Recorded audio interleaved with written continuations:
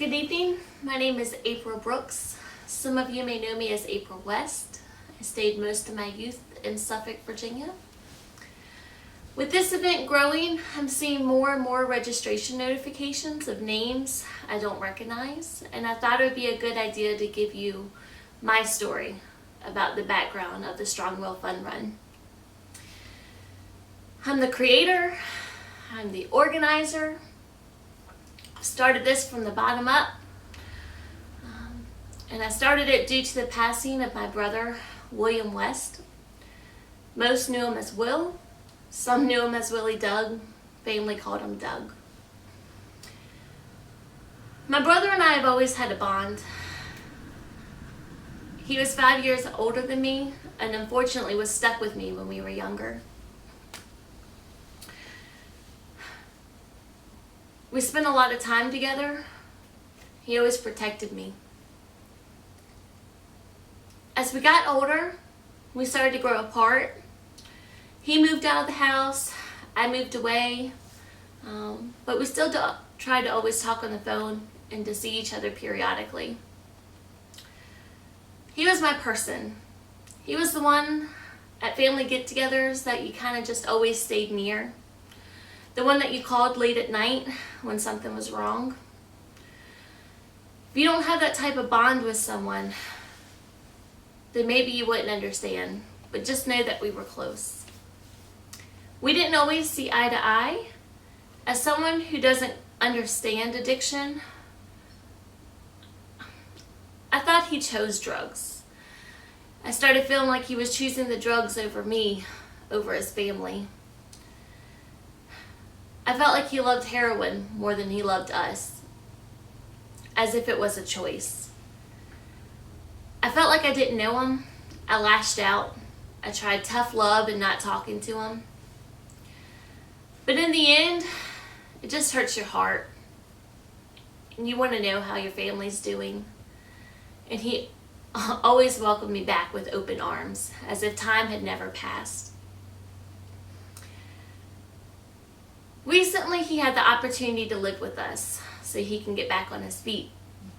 My husband and I provided a stable home for him. It was surprisingly therapeutic to have him here. I got to see him more than I had seen him in 10 years combined. I got to discover who he was as a person again. I got to reestablish our relationship, go back to our long conversations, and I got to witness his incredible sense of humor again.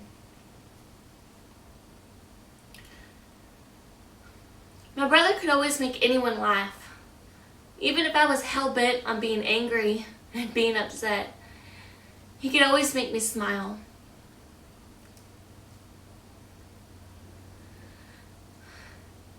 My brother was an addict, but he was not his addiction. He was a loving father. A pain in the butt, but supportive brother. A loyal friend, a proud uncle, and a cherished son. He had the type of personality that drew you in. He could charm anyone.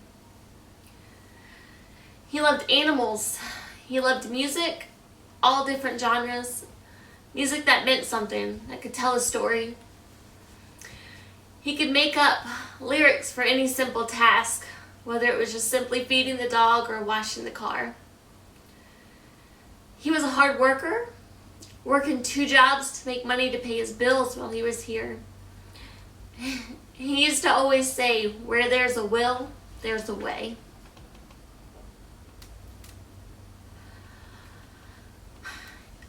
He was amazing with kids. Always knew exactly how to play with them, where you could just hear the pure joy in their giggles. Above all, he loved his little girl, my niece Lottie. She had him wrapped around his finger, the only female I know that could bring him to his knees with a single glance. He was loyal to his friends and loyal to his family. Everything seemed to be going good, and then life started to happen. I could tell he was getting frustrated by working so hard.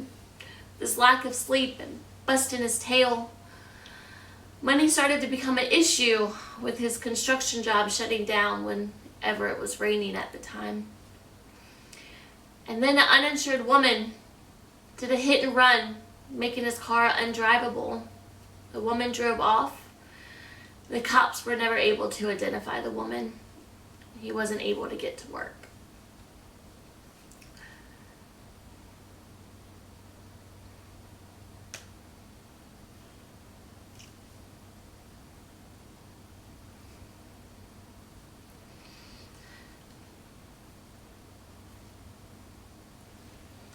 Sorry.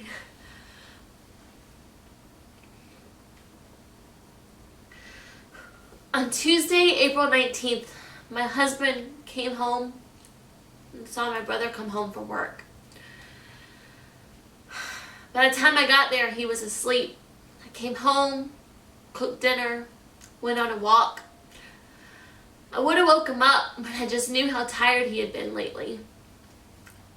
I could hear him snoring. While out on the walk, I just had this really bad feeling. It's just gut instinct to tell me that something was wrong. So when we got home, we decided to check on him, and his door was locked. Something we had never known him to do ever. We popped the lock and saw him slumped over on the floor. I didn't actually realize at the time he was dead.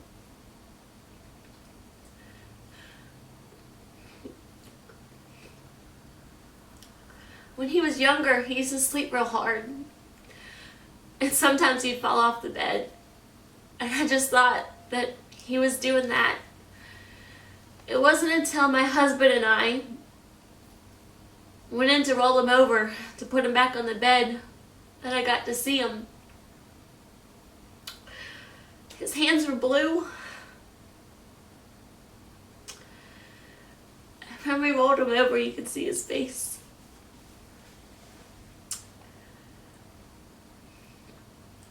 A sharp pain hit me. I could only describe as just piercing my soul.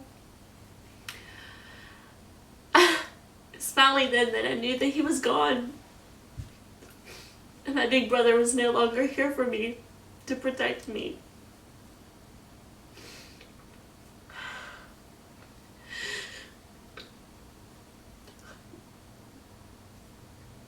It's a weird sensation that occurs when you're waiting on police and firefighters to show up at your house while you're holding a loved one that you know you'll never see alive again.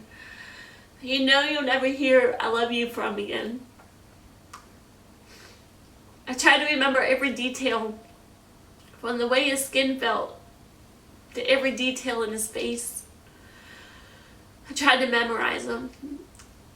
It almost seemed like a movie, as if I had like an aerial shot of the whole situation, the whole environment. Part of me felt like I was standing still and the whole world was moving as fast as it could, 1,000,000 miles a minute. Part of me felt like they weren't moving and that I was moving 1,000,000 miles a minute.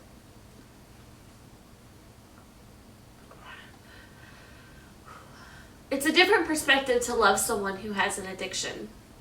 It's a different perspective to see them firsthand when they die.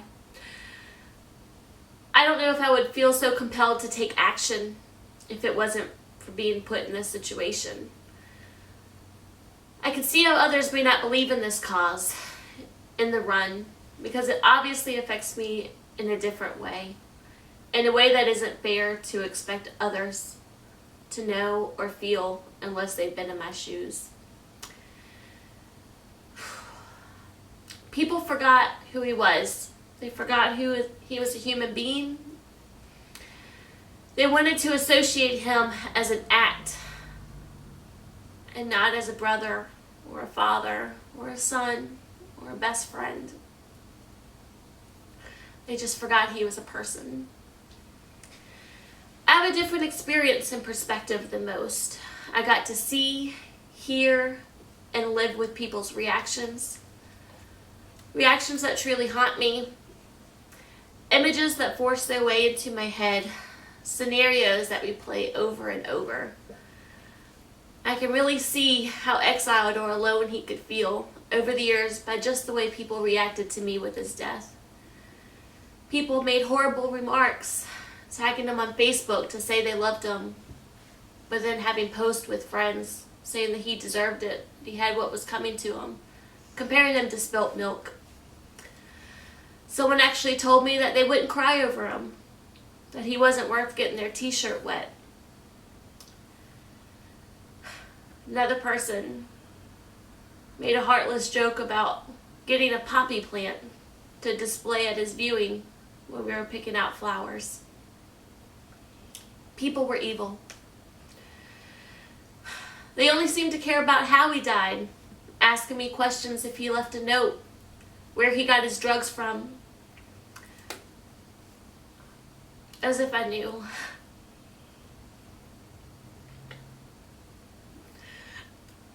They hardly ever sent their actual condolences to the family. They just were curious to know that he died. I saw demons in people that I didn't know I could, and for that I'm somewhat grateful, because I don't know if I would have acted this way without those experiences, without seeing firsthand the tension in the room when someone's talking about me, the tension when someone just doesn't know what to say to me. In a morbid way, I actually felt a little more connected to him. If people snubbed me and treated me like this for having a brother with addiction, I can't imagine a day in his shoes in the way that they actually treated him. I couldn't imagine still being able to bring laughter and a smile to someone's face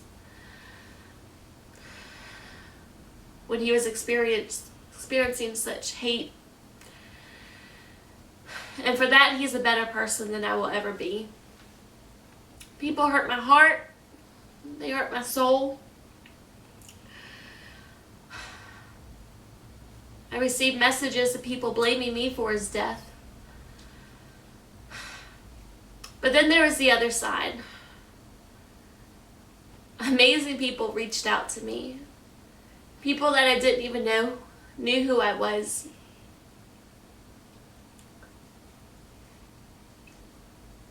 To tell me how good of a person he was. To tell me how he was there for them when the rest of the world wasn't. How he dropped everything for them. How they had a connection with him that most people didn't have. They told me how much he talked about me. How much he loved me.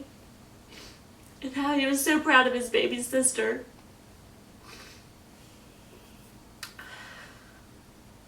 For that, I'm forever grateful.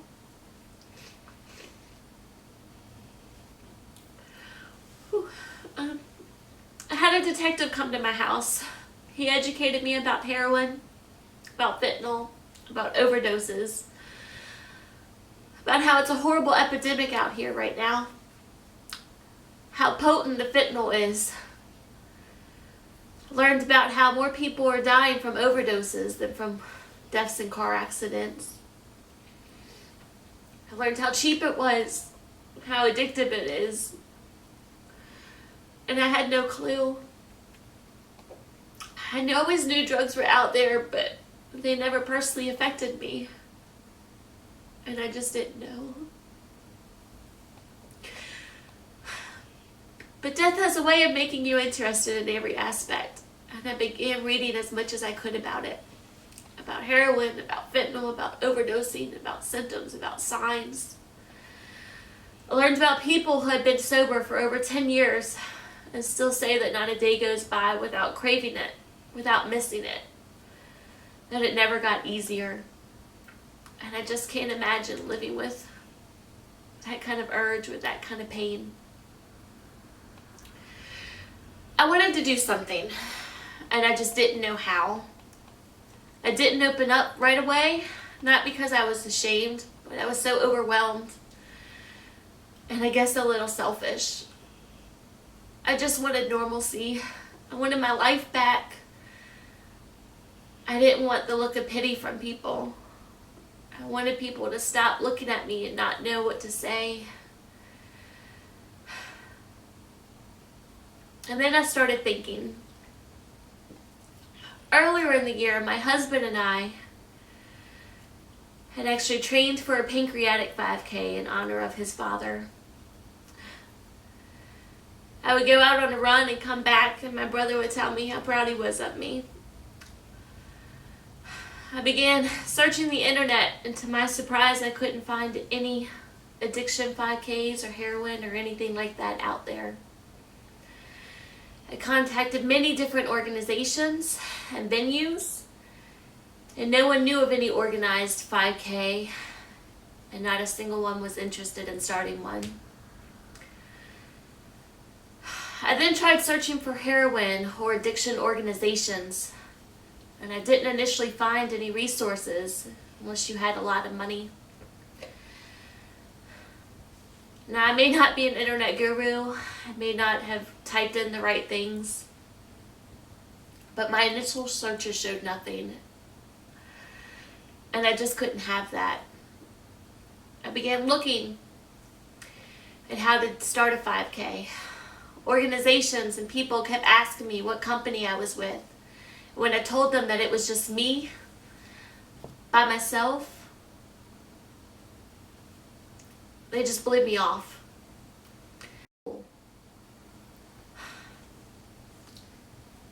It's highly discouraging to know what you want to do and to be told from every aspect that it simply cannot be done. It takes money. It takes money in applications, money in insurance. It takes time.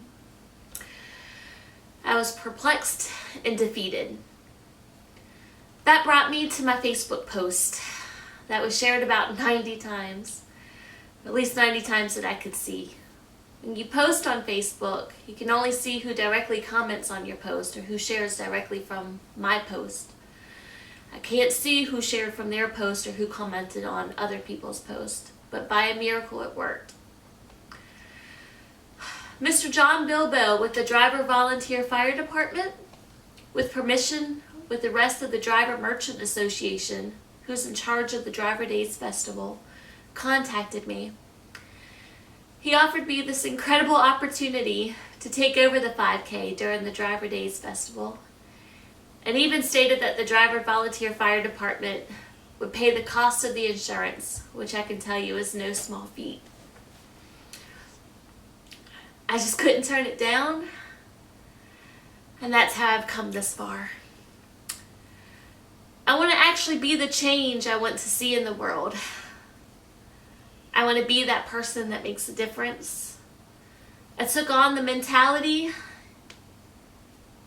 if not me to take action, then who? My goals are to raise awareness for drug addiction. I want to raise money for recovery and support. I want to help decrease the stigma and negative association. I want people to not be ashamed or remain quiet about their experiences. I want people to know that they are not alone, and I want them to start talking. The more information that is out there, the more powerful we can become. When learning about this opportunity, a friend of mine asked me if I'm a great public speaker. And to answer that, I absolutely am not. I'm awkward. I'm awkward by myself. I'm exponentially awkward around people. I'm that person that would rather sit on the sidelines than be the center of attention. I'm that person that says the wrong thing, the wrong time, not meaning to, and then later can think of 18,000 things that would have been better for me to say. But I'm here, and I'm trying, and that's all I can do. I'm real, I'm honest, and I have a compassion and dedication to do this. I will not sit at home and pretend it didn't happen. I will not pretend like he didn't exist. I want to see what I can do to help eliminate the ignorance and educate others. I just want to help. I didn't expect my dream to become a reality, much less so quickly. I didn't expect to be sharing my Facebook for the world, or my feelings for the world to see on Facebook. It's absolutely frightening and terrifying to be crying, much less to be in front of you all, and to be this vulnerable for you all to see. But I simply feel like you need to know my story. Most people think that the hardest time is when someone dies, is the initial few days, and I disagree. To me, I was overwhelmed, numbed, overstimulated from taking care of everything and learning so much. It's too much to process at the time. It's times that happen later on, times that you least expect, times where it seems like he's in my face, that are the toughest.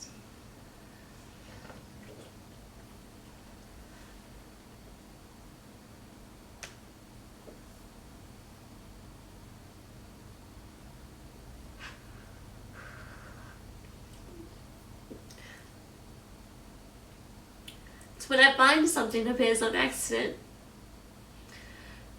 when something jogs a memory, when I realize I'm using them in current tense and I was supposed to use it in past tense. It's times that I contact 8 businesses to help me and not a single one replies back or responds. It's times that I randomly cry and become overly sensitive when I wouldn't normally cry about it. But I believe that this is something bigger than me, and I just feel compelled to take action.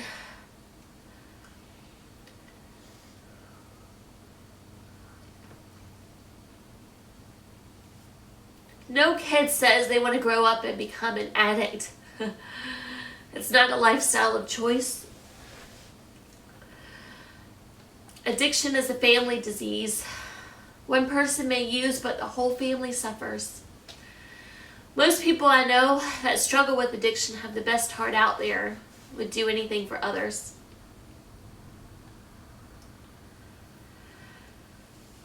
People have a stereotype of who they think users are, who junkies are, and I'm here to tell you it's simply not true. It affects people from all walks of life, all socioeconomic statuses, all genders. These people are smart. My brother had the highest math score when taking his GED. He loved to read.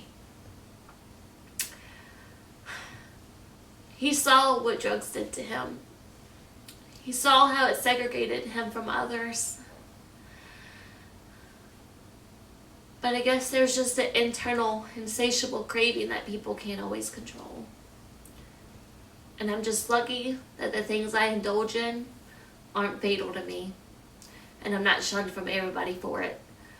I'm lucky that my way of winding down and de-stressing aren't deadly. If you've gotten this far, thank you so much for taking the time to listen. Thank you for supporting the page and sharing the post and links. I could not do this without you.